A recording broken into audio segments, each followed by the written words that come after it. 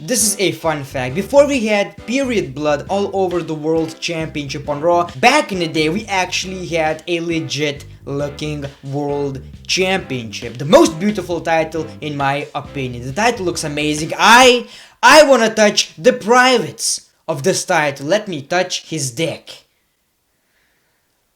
The design of this title was very similar to WCW's World Championship. Now, because the roster was very damn big, you know, at first we had the Undisputed Championship and the champion would be on both shows, Raw and SmackDown. However, Triple H was given this new, with same design, with little tweaks, you know, the World Heavyweight Championship was given to Triple H by Eric Bischoff on Raw, and the title looked priceless. I still wanna touch the privates of it. The title had a lot of prestigious champions and main evented WrestleManias, for example WrestleMania 20. However, even though it had a lot of great champions, later down the road it was turned into an IC title. At least the prestige of it. You know, if you can't win the WWE Championship but you're good enough, you're going to get the world title. WWE Championship, the spinner shit, is just not for you. It was that kind of title. The Intercontinental Championship should have been used for that, but the world title did this job. Of course there were a lot of positives, you know, it built stars, but some of the people that it built became just jobbers later, and most of them that I'm going to talk about are actually fired by the WWE or just left. Either way, the title was unified in 2013 with the WWE Championship, and then it was just one title. You know, Randy Orton carried both titles, but then it was just like, fuck it. Brock Lesnar is not going to carry two titles. He said it, so they made it into a one title. So what killed this title's prestige? Let's talk about it. Yeah. 5 wrestlers who killed the WWE World Heavyweight Championship. John Cena. Don't get me wrong, John Cena is a guy who can only just improve the prestige. Look at the United States Championship. That title was bullshit and he made it into good shit. But here's what happened. Alberto Del Rio regained his WWE World Heavyweight Championship against Dolph Ziggler, which was bullshit. Ziggler should have been world champion much longer. He then retained the title a couple of times, for example against Christian at SummerSlam, but at Night of Champions or Hell in a Cell, I don't actually remember, John Cena returned and just took the title like that. So all of the work that Alberto Del Rio did, fuck it. John Cena, you know, wins the title and it's just like a cruiserweight title, like a freaking hardcore title. You just grab the title, you know, I'm not going to go for the big WWE title, but yeah, that world title that you have, that golden looking badass, most beautiful thing that I want to touch his privates, yeah, give me that. That's okay. It was only done just to unify both titles, and it was just bullshit. It killed the prestige. And another reason, when you have a world title, you should be happy. Nope, that wasn't the story, you know. He was like, yeah, I kinda have this world heavyweight championship on my shoulder, championship that I want to touch the privates. Yeah, that championship is really good looking. I have that championship, but can I have another one? Randy has one. Randy has a good looking title, and I have this bad looking title. I love that title. Give me. I want two.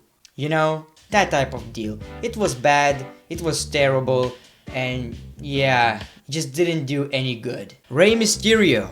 Now, no disrespect, he's a great wrestler, great performer, one of the best ever high flyers in the WWE and shit. And the story of him winning the title was amazing actually. You know, Eddie Guerrero passed away, Rey Mysterio was his best friend in the WWE, so it was like, I'm gonna win this championship for Eddie Guerrero against Kurt Angle, and Randy Orton was added to the match. Rey Mysterio won, great moment, champion, woo, booyaka booyaka, 619, hey! No, don't put this into the video. But the bad thing about it is how he was booked as World Heavyweight Champion. He nearly lost all of his matches as World Heavyweight Championship. He was underdog as champion. He lost everything. He was booked like shit, you know? Which is bad.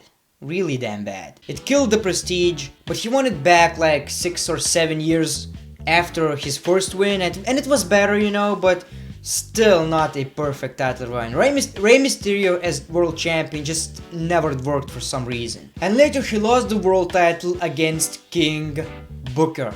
Sheamus won 2012 Royal Rumble. Chris Jericho was expected to win the Royal Rumble, but it was kinda too obvious, so WWE made Sheamus a winner, but Jericho, you know, was in the title match anyway with CM Punk for the WWE Championship. Sheamus chose to face Daniel Bryan for the World Heavyweight Championship after attacking him at Elimination Chamber after Elimination Chamber match, when Daniel Bryan retained his World Heavyweight Championship. WrestleMania 28, Daniel Bryan, Sheamus, the match starts, Daniel Bryan kisses AJ Lee, yeah, AJ Lee, how fucked up is that? They were a couple in the WWE.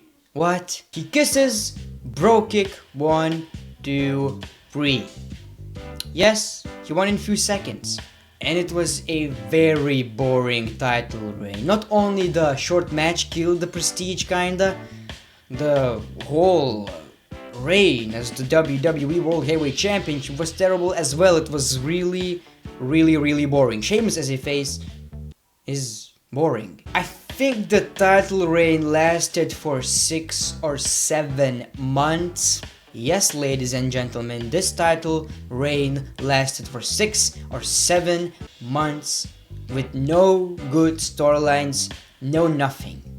All I can remember that was kinda memorable, Ziggler vs. Sheamus. Good matches. And they opened pay-per-views. The World Heavyweight Championship opened up pay-per-views, which also made this title reign, this title look like shit. When you have the Intercontinental Championship higher on the card than the World Championship, it's kinda fucked up. And another memorable thing was Sheamus vs. Big Show in an awesome match. Actually, my favorite Big Show's match was probably against Sheamus.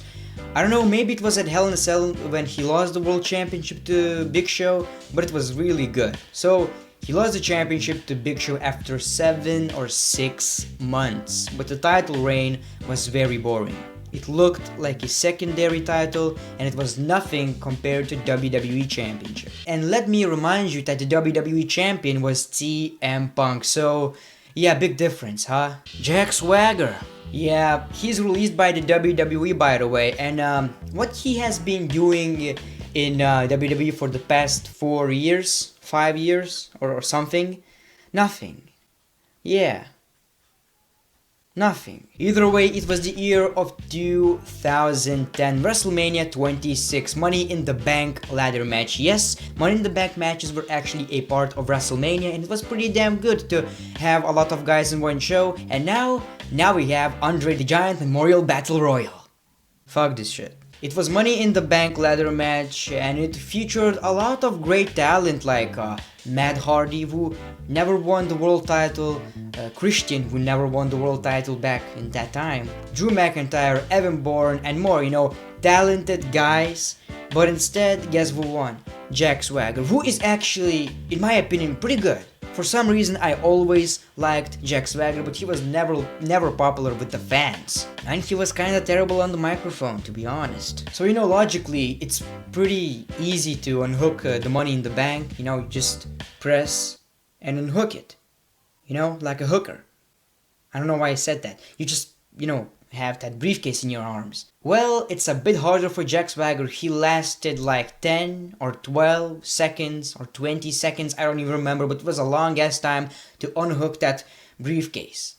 It was pretty damn hard for him. And of course, in the footage, it's edited, you know, when you see those highlights of WrestleMania or something, it looks like he's climbing, unhooks it, yeah, we the people, weed.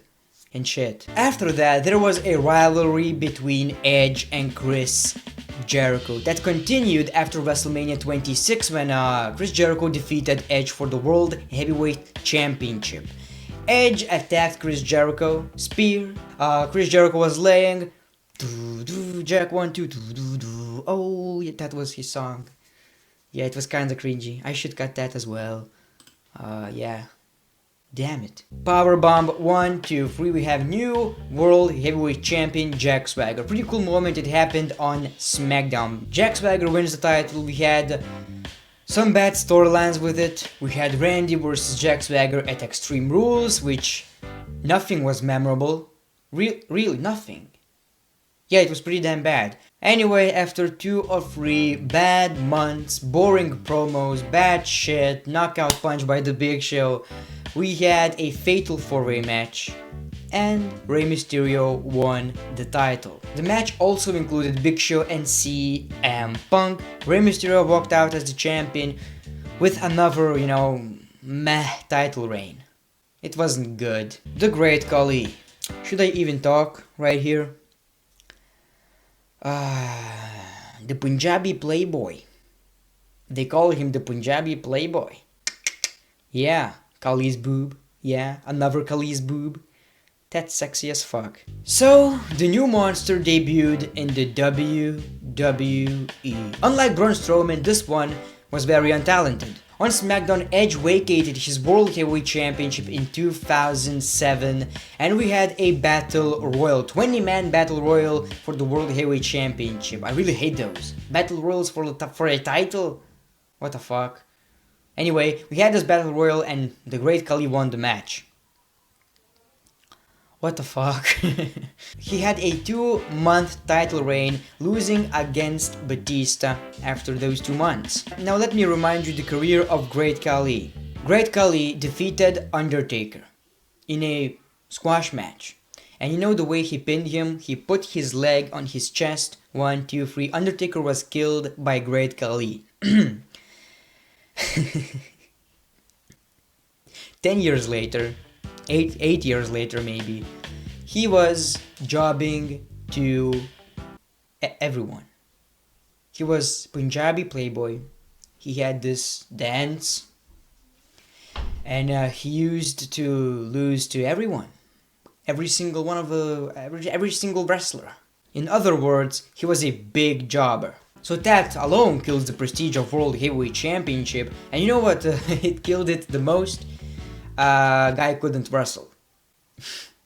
Yeah, he couldn't wrestle. He was this big dude who did all the stuff,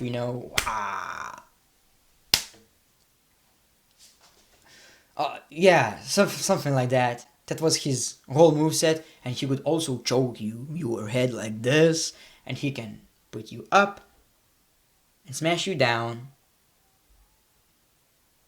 Yeah, that's not AJ Styles, but still he was a world champion.